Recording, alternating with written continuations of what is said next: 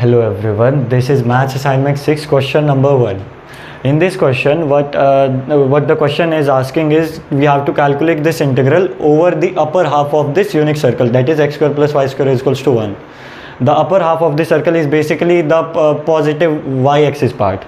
So actually let's first understand what actually line integral does. Say if we'll take a real life example. Say wind is blowing from in this diagram, wind is blowing from this direction, so the force applied by the wind will be in this direction. So let's take say the force is some f vector, and I am working on this unit circle, this path. So say I was at this point x some time t, and the element along this path was ds. So the angle between force and ds will be is theta, say. So what actually the work done by the force on me will be f dot ds, and this is the elementary work. The total work will be the integral of this, which will be integral f dot ds. This is the line integral of f over this path. This is actually what line integral does. So similarly, in this case, our force is this 2x plus x square plus y, and we have to find the line integral over this path. So we'll use a technique which is called parametrization. This technique you will need in every question in vector calculus, almost every question. So please take care of this. What we do in parametrization is actually, if say we have to calculate only one integral, and one integral, what I mean by one integral, if there is just one this integral sign, only one, in like layman manner, only one integral sign, and you have to calculate the integral. But here we can see there are two variables, x and y. That is why we call upon parametrization to fix these only into single variable. There are x and y, two variable. We want to convert them into a single variable. So in this case, we take x is equals to cos t, y is equals to sin t. Why cos t and sin t? We can see here. Our path is a unit circle. So that's why for a circle, the usual parameters are some r cos theta and r sin theta, where r is the radius usually. So in this case, our radius was 1. So we took cos t, like that is 1 times cos t, 1 times sin t. So we took this as the parameter. There, this is r vector, which is the position vector over here, r vector of some any point on this curve, or not just curve, actually curve. So this is the r vector. So this is basically cos t I cap plus sin t j cap. Now we will calculate this integral. We have to we will put in place of x cos t, and in place of y we will put sin t. So here we go, 2 cos t plus x square, that is cos square t, times y, that is sin t.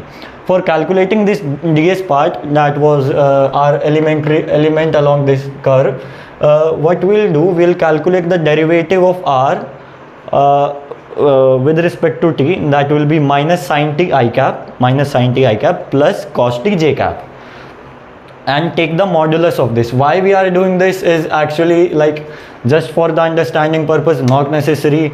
If we magnify this ds element here, this is our ds element, we take the x component of this as dx and the y component of this as dy.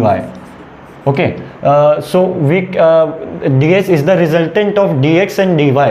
So ds is actually dx I cap plus dy j cap,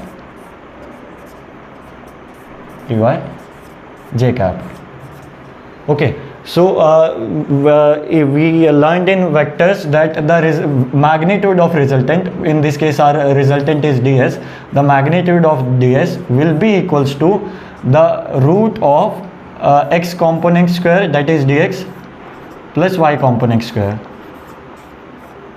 And from here, like if you want to calculate ds, you could do this, and as x and y depend on t, that's why we take a derivative here, dx by dt and dy by dt, and multiply by dt out of the root. Okay, so that is actually the, you know, the jargon behind this. So usually you should go by this manner, not by that way. That's very lengthy and will consume a lot of your time. So we took the element, we found ds was equals to the modulus of dr by dt times dt. So dr by dt in our case was minus sin t cos minus sin t I cap plus cos t j cap. The magnitude of that will be 1, that is minus cos t square plus sin square t. So that will be 1. So that is why we put here only dt. So let's calculate the integral. We'll take, because there is plus sign, we'll take this part first. 2 cos t, we take 2 out because it is a constant, cos t dt from 0 to pi. We took t 0 to pi because we have to consider only the upper half of the circle. So t is actually here the angle, this is t. So t varies from 0 to pi on this path. So calculating this integral 0 to pi, cos t, the integral is sin t. So sin t, if we subtract sin pi, that is 0, minus sin 0, that is also 0, we get 0. So 2 times 0, 0. Now we will calculate this part, cos square t plus times sin t dt, where here we will take represent cos t as some p, like I am using just to simplify calculations actually. So cos t we take as p, so the derivative of cos t we take minus sin t, and here comes dp, and this integral becomes p square dp, and because it was minus sin t, we take a negative here, like negative multiplied with minus will give positive, that was here. So yeah, this becomes our calculation. So cos, here our p value varies from cos 0, that is 1, and cos pi, that is minus 1. So 1 to minus 1, p square dp, this becomes our integral with a negative sign. So if we calculate this, this becomes p cube by 3 from minus 1 to 1, negative, actually we interchange the sign here. So the value we get is 2 by 3. I hope this clarifies your line integral concepts in depth. Do let me know if there are further questions on this part. We'll continue with the next question now. Let's go with question number 2. In this question, we are asked to calculate the integral 2x ds upon two curves. Here, namely, the first curve is a parabola from 0, that 0, 0 from origin to 1, 1, and another curve that will be like x is equals to 1. We'll cover the next in the after erasing this board. So we'll what we'll do by property of line integral, what it states, if you want to calculate the integral line integral over a curve, you can if the curve is continuous and differentiable on that portion, so we can distribute the curve, like if this is curve C, and from this part to this part I name it C1, and from this point to this point I name it C2, then I can calculate the line integral of over C. That C is the total curve here. So calculate the line integral over C by adding the line integral over C1 and over C2. So this is what we are doing here, line integral over C1 and line integral over C2. So first we will calculate line integral over C1. C1 is this, y is equals to x square parabola from 0, 0 to 1, 1. This is our curve C1.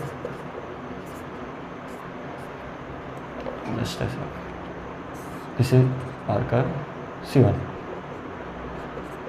Yeah. So we again the parameterization we'll take here, we'll take it as x is equals to p and y is equals to p square. Why so? Because x is an independent variable, you can take it any value, a, b, c, d, we take p, and y will indirectly become, or like as it is dependent on x, will become p square because the curve is given this. So make sure whenever you parameterize, you take one as independent variable, take one variable on of your choice and calculate the other variable based on the first independent variable. So in this case our second variable is y and first is x. So we take x is equals to p and y becomes p square ultimately, because this is our curve, x, y is equals to x square. So we calculate dr by dp. Again, in the last question we discussed why we are doing this. So so dr by dp, p, if we differentiate p, it will be 1, 2p will p square will be 2p. Calculate the modulus root 1 square, that is 1, and 2p square, that is 4p square, whole 2p whole square is 4p square. Then the line integral, so we had to calculate 2x ds.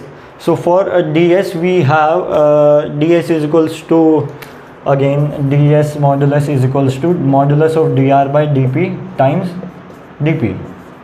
So this is our ds. So here we substituted ds is equals to this is our dr by dp root of 1 plus 4p square times dp, and x is actually equals to p, so x was substituted by p. Yeah. So now for calculating this integral we take some this approach, that is we take another parameter t is equals to 1 plus 4p square. Again this will come with practice actually, so just let's go with the videos, then maybe you will be also able to do these. So we take 1 plus 4p square is equals to t. So differentiating this equation we get 8p, like 8p dp and this side dt. So here 2p dp that we have in this equation, 2p dp becomes is equals to dt by 4. So here we substituted this as t, so it becomes root t, and the remaining part as dt by 4. Yeah, and the limits on p was 0 to 1. So in the equation if we put p is equals to 0, t becomes 1. We put p is equals to 1, t becomes 5. So the limits are changing. Remember to change the limits because you are changing the variable here. So now we'll calculate the integral. Root t integral is actually t to the power 3 by 2 upon 3 by 2. Like the law of the integral t to the power n plus 1 upon n plus 1. So here after calculating the integral we get this result, 5 to the power 3 by 2 minus 1 upon 6. This is part 1. We'll now start with part 2. Now let's start with the part 2. In the part 2 we'll be calculating the line integral over the curve C2, which is actually the line x is equals to 1. X is equals to 1 is actually this line 1 comma 0. This is x is equals to 1.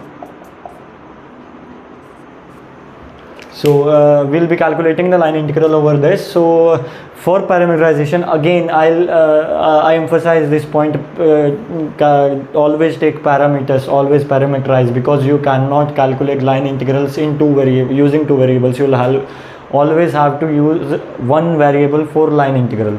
So in this case we'll take the parameters as 1 and z. 1 because x is value of x is constant, so we took x is equals to 1.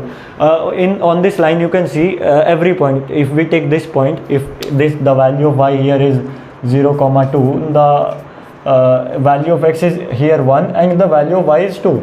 So what we can do, we can take this as 1 comma z. So value of x will be constant, that will be 1, and the value of y can vary from minus infinity to plus infinity. So the next step will be to calculate ds for this. So ds will be equals to modulus of dr by dt times dt. Dr by dt is a constant, constant's derivative will be 0, and the derivative of z will be 1, and pardon my mistake. Yeah. So here we can see the modulus will be 0 square plus 1 square, that will be 1, and again this will be dz. That's it. So while calculating this, we take 2x ds, the ds converts to dz, and x is actually constant, that will be 1, so 2 times 1 times dz from 1 to 2. So here calculating 2 dt, 2 comes outside, and dz 1 to 2 gives 2 minus 1, so that will be, answer will be 2. So this is the answer for part 2. For part 1 we had 5 to the power 3 by 2 minus 1 upon 3. As we discussed in the starting, the integral over the line for the full curve will be from the sum of in line integral over C1 plus the line integral of C2. So we get the answer for C1 as this, and for C2 as this. For the total curve it will be the sum of 2 and this value, that turns out to be this.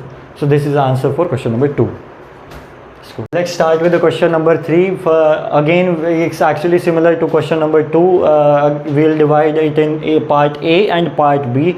In part A, we'll solve for curve C1, and in part B, we'll solve for curve C2. So curve C1 is actually a straight line from minus 5 comma minus 3 to 0 comma 2. This point. So the equation of line we can get by using again the coordinate geometry principles. So here y minus 2, x minus 0 multiplied by the slope will be 2 minus 3 that will be 5, 0 minus minus 5, that will be 5, so it becomes y is equals to x plus 2. So will be the line of the, this is actually curve C1. And so again I'll will parameterize in this case as well, because in the equation there are two variables only, but we have to take the line integral, only one integral sign. Remember, you cannot integrate two variables using just one integral sign, remember this. That's why we always parameterize. So we got y, we got x, we got ds in this case. Actually ds was not necessary in this case. Yeah. So here let's forget this part. Here dy will be is equals to dt, as y is equals to t plus 2, and dx will also be equals to dt, differentiate with respect to t. So our this equation becomes y square, that is t plus 2 whole square, dt, that is dx is equals to dt, and x, that is t, and dy, that is again dt. So this is our equation. For the limits, again I'll warn you for the limits, always check the limits before proceeding further. So for the limits, we had limits for x is equals to minus 5 to 0, and as x is equals to t we have taken here, so we can take t also from minus 5 to 0. So minus 5 to 0, opening this in these values, we get this term. Then integrating t square t cube by 3, 5t square, 5t we get 5t square by 2, 4 we get 4t, minus 5 to 0.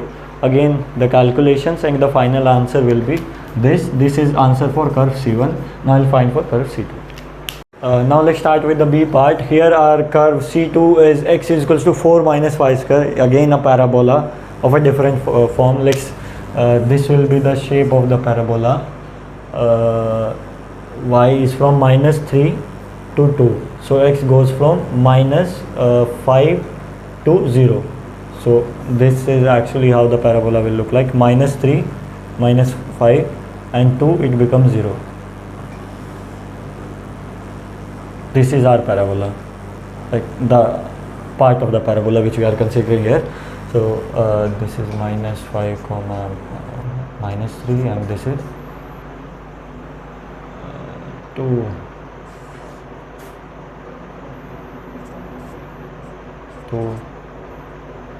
0. Yeah, this will be our parabola. So here again we will use the parametric form, because we have to calculate the line integral, and we cannot find the line integral using two variables. So the parameter form is 4 minus actually there is a catch here. We won't assume x is equals to t, because if you assume x is equals to t, then y will become root of 4 minus t, and you don't want to derivate roots, right? Because you will get derivative in denominators that way. So yeah, here we'll take y as equals to t and calculate x from y. So if we take y is equals to t, x becomes 4 minus t square, 4 minus t square. So again we'll go, we'll calculate the integral directly. Y square, y is 4 minus y is t, so t square, dx is 4 minus t derivative. So derivative of this will be for derivative of 4, 0, derivative of minus t square, minus 2t, minus 2t dt, and x 4 minus t square, dy, derivative of t again dt. And let's catch again, check the limits. So we had t is equals to y, so y is varying from minus 3 to 2, so t will vary from minus 3 to 2. Minus 3 to 2, yeah. So now we'll integrate, simplify these terms. You can do this, I guess. Then we'll integrate 4t minus t square minus t cube by 3, and this is minus 2 t to the power 4 upon 4. Now if we calculate this, the value is this, the answer is this. This is part answer for curve C2, and for curve C1 we have the value minus 5 by 6. So this is equals actually 240 by 6 equals 40. This is the final answer. This how do we calculate this? We for the line integral of first curve, the line integral of second curve, we add this to get the line integral over the total curve. Add these. So the initial value was minus 5 by 6, and in this we calculated 245 by 6. That's the answer, 40. Going to now solve the fourth question. It is a simpler version of the questions that we have did earlier. Like the second questions are comparatively tougher than this, because in that we have to make parameterization ourselves, but in this question the parameterization is done by themselves only. That is cos t, sin t and t for x, y and z. We have to integrate this function on the curve which is given by this parameterization. So we would assume r vector which depends on this parameters, which is this here, cos t, sin t and t. Now we will differentiate it and we will get cos t differentiation is minus sin t differentiation is cos t differentiation is 1.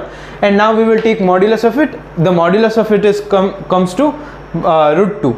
So we by the formula we know that ds is equals to mod of dr by dt into dt. We will substitute that to here, and we will also substitute the values of z and y here. That would give us sin t into dr by dt modulus into dt. Here sin t becomes sin square t, and dr by dt as we calculated there would become root 2. So now we will take the root 2 outside and we will multiply divide by 2. Now here the 2 sin square t, by the formula we know that it is 1 minus cos 2t by 2. Now we will take that 2 outside and it will get cancelled by root 2 and we will get 1 by root 2. So 1 by root 2 integration of 1 minus cos 2t by 2. Now here we will split the integration into 1 by 2 dt minus cos 2t dt by 2. That would upon integration would give us t minus sin 2t by 2, t minus sin 2t by 2, and now we will substitute the limits, that is 0 to 2 pi, that is given to us here. The t varies from 0 to 2 pi. Since it is varying 0 to 2 pi, t would become 2 pi minus sin 4 pi, because it multiplies by 2 minus 0, and this would also become 0. So the 0 part would ultimately become 0, and since sin 4 pi by 2 would become 0, because sin 4 pi is 0. So we would get 2 pi by root 2, and 2 pi by root 2 is nothing but root 2 pi. Thank you. So we'll start with question number 5. For question number 5, we have to check whether the function is conservative or non-conservative. For this we are given a function f in which it is given x minus y I cap plus x minus 2 j cap plus 0 k cap. For a function, and this is a gradient vector, del by del x plus del by del y j cap plus del by del z k cap. For a function to be conservative, we have to prove that del cross f should be equal to 0. So del cross f is basically curl. So we have to make it that curl is 0. Then we can prove that the function is conservative or not. For that we will calculate del cross f here by making a matrix I j k del by del x, del by del y, del by del z, and here we are putting substitution. For I cap we can see it is 0, and since the partial derivative with respect to z will be 0, so I cap will be 0. And then similarly for j cap it will also be 0. For k cap, if you can see del by del x of x, this will result in 1, and minus of del by del y of x minus of y, so basically minus of minus 1, so which means basically 2k cap. But for function to be conservative, del cross f had to be 0. Here it is not 0. So from this we can show that function f is a non-conservative function.